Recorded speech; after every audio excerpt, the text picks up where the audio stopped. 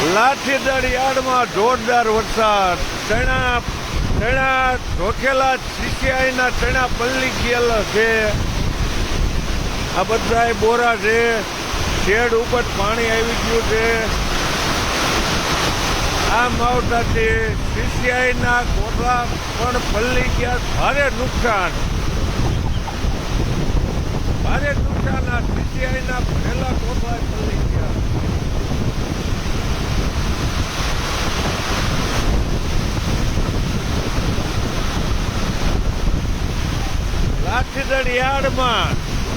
લાઠીદળ સબ યાર્ડમાં જોરદાર વરસાદ. આ ઢોકેલા કરતા પલ્લી ગયા છે. ભારે નુકસાન છે. અચાનક વરસાદ આવતા બધી કામગીરી ઠપ થઈ ગઈ છે. અને આ ચણાની તમે હાલત જોઈ શકો છો. બધું પલળી ગયું છે.